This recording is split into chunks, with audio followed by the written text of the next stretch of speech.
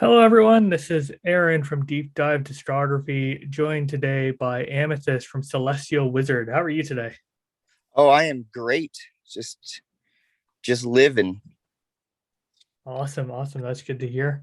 Last week you guys just released Winds of Chaos. If I'm not mistaken, Yeah, your debut. yeah, Winds of the Cosmos. Yeah, That's it. this wild ride. It's only been out for a week. I don't even sometimes I forget what it's called. Um yeah, we're really stoked about it. We put a lot of heart and soul into it. We put a lot of our personal, I don't know, just a lot of personality into it, a lot of emotions into it, and yeah, and it seems to be people seem to be enjoying it, which is always very nice. Awesome. Yeah, all the talk of chaos, I may as well call it Winds of Chaos. Yeah, yeah. So, what went into the writing of this album? It's obviously a like mellow death esque kind of Hmm. power metal album Yeah. with some like Dungeons and Dragons themes, basically. Yeah, just anything sci-fi nerdy, we're all about it. What kind of influenced the way you wrote this one? Well, it from our first full-length album. I kind of just it was all supposed to be story driven, like a concept album, and I wrote all the lyrics, and Nick and everyone else just did the instruments, and it kind of just felt confined to just kind of me, and it wasn't very like open, like, so it's just like all like the same like lyrical style all the way through, and it just we listen back to it and we think it's like that was kind of rough. So we ended up just everyone getting to be involved in it. Everyone has a song or two on the album that they wrote lyrics to, that they contributed to musically. And for Nick, I think it was just a lot of wanting to find that like just Metallica and just be Metallica, which is great. And then our drummer Tim got a song in there too. Actually, he wrote the lyrics to Winds of the Cosmos, and that was very much about what he was going through at the time, and he just kind of put it onto paper. And for me, I'm like was going through my own stuff personally and like self-discovery, and so I got to throw that in there too. And then our guitarist wrote another song just about friendship, because that's what we're all about. So it was just kind of a melting pot of tons of different creative outlooks and emotions and ideas. And uh yeah, I think it turned out pretty interesting. Yeah, it's a fun ride from beginning to end. It is a great album, of course. Thank you. And you guys started off the basically this album cycle with Eternal Scourge being on Metal Insider, which is a pretty big push for you guys. Yeah, Metal Insider, and then Ice Realm dropped on Decibel, and that was it was really cool. Yeah, we have our PR guy was like, I'm gonna pitch this to Decibel, and we were like, no, but what? Nobody knows who we are. And then we got on Metal Insider, and there are tons of reviews coming back, and yeah, it's almost overwhelming, just never experiencing that before as a band. Yeah, it probably feels like a lot to take in when all of a sudden you're in the face of so many people. Yeah, yeah. And it gets a little overwhelming. It's like now people are like looking at us. This isn't like just like, oh, we're just gonna make an album and we're gonna like rock and roll and just do whatever. We're like actually taking it seriously and putting a lot of this effort into it. So there's that fear of like, oh, now thousands of people are just gonna like crap on our work, but it seemed pretty well so far. That's always the fear of the internet, isn't it? Mm-hmm. Just Oh yeah. everyone wants to spread hate and not love. Mm-hmm. And that's the polar opposite of what we're doing. So it's like yin and yang, I guess. Yeah, exactly. Yeah. And I guess last week you guys played I guess you would call it kind of a release show. Yeah. It was a support show, but it was a release show. Oh yeah, yeah, yeah. We kind of just we had the show offered to us, and we were like, heck yeah. And then we had like our set date to release, and we were like, heck yeah. And then we like took a step back and we're like, oh, it's on the same day. But it was actually really awesome because we were in the supporting act for one of our like favorite local bands, Oak, Ash, and Thorn. And we were like playing high school shows and like in bars with them. You know, they were a bit older than us, but like they were always like our like the best band for us to play with because we were like so similar in attitude and style that it just felt really, I don't know if the right word is poetic, that full circle we're releasing our, you know, album and it's getting a lot of hype that we're playing with this band. And you've got another one coming up next month. Yeah, with Garot and another local band called Velnius. So that one's also in Denver. Is that correct? Yeah, it's at this bar called the High Dive. Nice. Yeah. Which songs are your favorite to get out on stage from the album? Oh, Eternal Scourge for sure. Because I do that like Sarah Gore from Kurek Angren on the first album. He like laughs aggressively with aggressive vocals, and I get to do that in the song, and it just punches so hard. That one's fun. And then Power Throne's a lot of fun because that song's basically about Nick and I's friendship, our guitarist, because we've been making music together for like 10 years. So it's like playing that song on stage with him. It's like a real surreal experience because it feels like the lyrics says we've come so far with far to go. It's like, yeah, look at us now. We're like here. So it's like really cool to like, you know, like see the crowd engagement when that line comes up and we look at each other and we're like, look at that. We've done it. It's funny that you mentioned Carrot because I've actually got them staring at me from behind.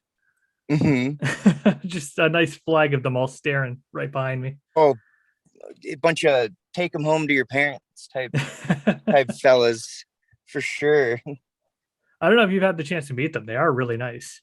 Oh, they are super sweet. I actually, my senior essay, my like final essay was basically, what would you call it? Like an essay on them. And I actually got to like interview the keyboard Ardek, I think is his stage name. And yeah, he was super cool. And then I got to like see them like the first time they came through. So they had a really short set, but they were like hanging out eating pizza like right after their show, like the corpse paint like half smeared off and all that. And I told them about that and they were like, oh, that's super cool. I was like, yeah, I got an A+, and it was like the only thing I ever got an A+ on. So it was pretty neat. Yeah, they were very nice people. Yeah. First time they came through when I got to see them, Sarah Gore was eating a burger and fries, and he came over and asked us for ketchup, and it was like the weirdest like fangirl moment. Oh yeah. Oh, that's actually like really. It's really funny to think about this like grim black metal and the dude just out here eating a cheeseburger or some pizza. Like not as prolific or scary as the other band as the Norwegian black metal scene. So what's the next step for you guys as a band? Like, are you thinking about hitting the road if possible? Of course, you are a small band still. Yeah, that's our plan. That is something that we're trying to gear towards. We've never done it before. But we've got a couple acts that we could be that we're talking about touring with, but it's always like we could talk about it all day, but just to get it done. But we're trying to like now focus on that.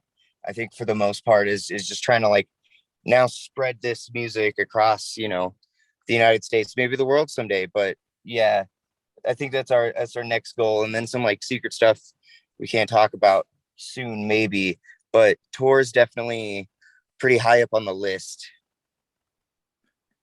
And if you did have the chance to go out on tour with anyone of your choice, who would be your bucket list band? Oh, okay. So there's like two bands that I would love to tour with would be Ghost and Motionless in White, because they're both spooky and I just love them both so much. And I take a lot of influence from Motionless in White vocally, and we all in the band love Ghost. So I think it'd be like it doesn't fit, but it kind of fits. But the band ultimately that seems more reasonable would be the band, well, less reasonable because it's Teresa's, and they don't tour anymore. But that would be my ideal. That's like one of our like Nick and I's favorite band of all time is Teresa's. They're just phenomenal. So if ever we had a chance to do that, that would be absolutely insane. I mean, you're still in my heart. Ghost and Motionless in White, two of my all-time favorite bands. No way. That's always interesting when I'm doing these interviews and we're talking about like mellow death and death metal, and I bring up Motionless in White, and they're like, okay. And they're like, oh, that's a band, and I'm like, yeah, I love it. And I start talking about their older emo stuff, and Yep. they're like, no, I don't want any of that. And I'm like, that's the best. We put So the fun in raw. Funeral. Yeah, the same album. The first song off that EP is called Just When You Thought We Couldn't Get Any More Emo, Yep. Go and Pull a Stunt Like This. And I'm just like, oh, it's so just angsty and aggressive. It's so Hot Topic. Yeah, it's so Hot Topic. I love that so much. And their new album is top tier. So would you say you're a fan of Immortal as well? Oh yes, I love it. I love it. I love Immortal, all kinds of black metal. I just kind of steer away from it when the politics or the ideologies are a little yes. weird. So it's kind of turned me off lately. But yeah, I love Immortal, the black metal Kiss, I would call them. They're very wild like that. And then like, oh, Dark Throne. Oh, I'm in love with Dark Throne. Not their crusty stuff, but the later the early stuff, and then their current stuff. Yeah. The main thought there came from the fact that, I mean, your whole press kit basically says that Celestial Wizard started from a local band called Solarfall, which of course is a Immortal song. Yeah, that's exactly where we got it. I was like, that's super cool. But then right before we were going to release our debut album, another band already, like, we couldn't trademark the name. It's a song name, it's whatever, or we were just young and didn't think about it. But that's also weird. So this other band swooped in, released an album under the same name, and we were kind of just like, well, it was bound to happen because there were already like 3 inactive bands on Metal Encyclopedia under the name Solarfall. So we were probably like, maybe we should just do something super original that no one else could have. So we kept the space element with the celestial part, but decided to just not make our band name a black metal song name because everyone will use it.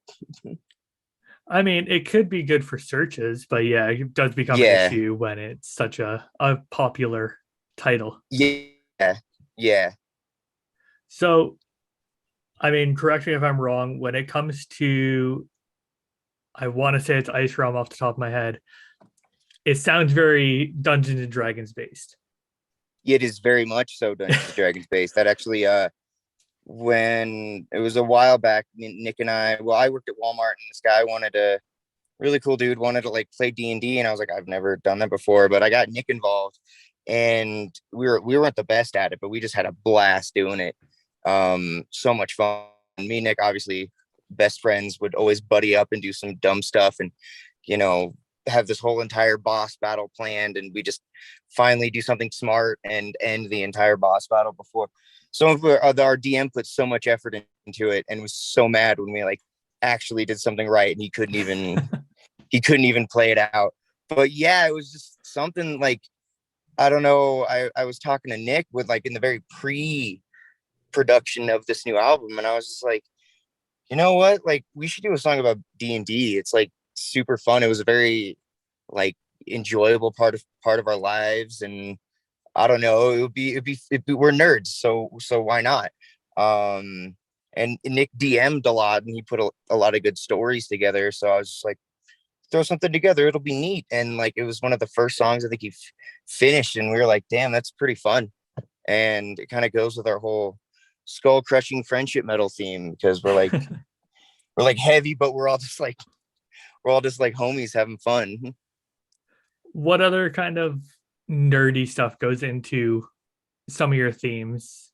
The first album, I definitely leaned really heavy into the Elder Scrolls because I love the Elder Scrolls. And then, I don't know, kind of like Cyberhawk is kind of the oddball on the album, but it's like very much just like retro space sci-fi stuff. I couldn't put my finger on exactly what the inspiration was, but it's like a cluster of media. Like we have like a kind of synthwave element to some songs, and that's like blatantly like Blade Runner or like Perturbator or just anything retro. And even some of the stuff, some of the lyrics Nick writes to me comes off really much like Kurt Russell or some sort of like 80s just action hero type thing. So even if we're not like blatantly out on it, we've always got some weird reference going on.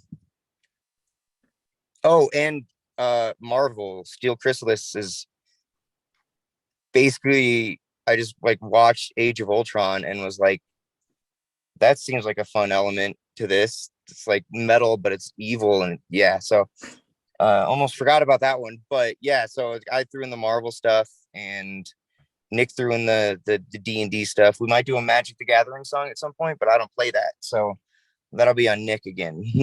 Ooh, never too late to start.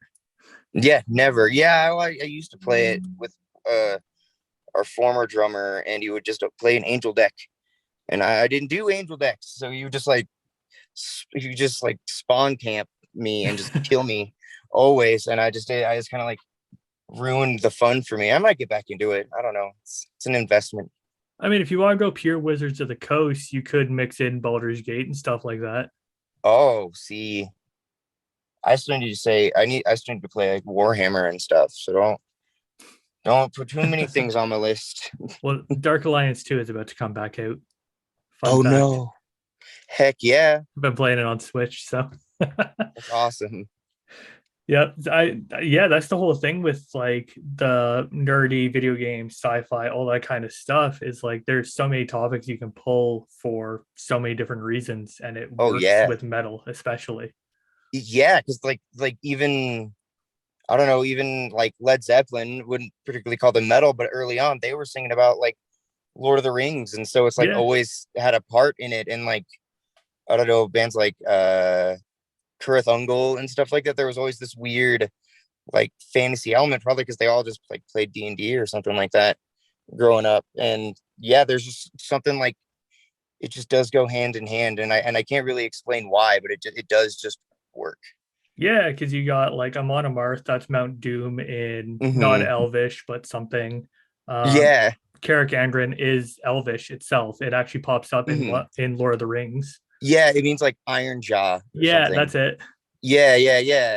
Yeah, so for some reason it's always there, even if it's not the primary subject. So it does work. Like it's even just like, hey, we need a cool band name, and then someone hears it and like, hey, Carrick Angren sounds really cool.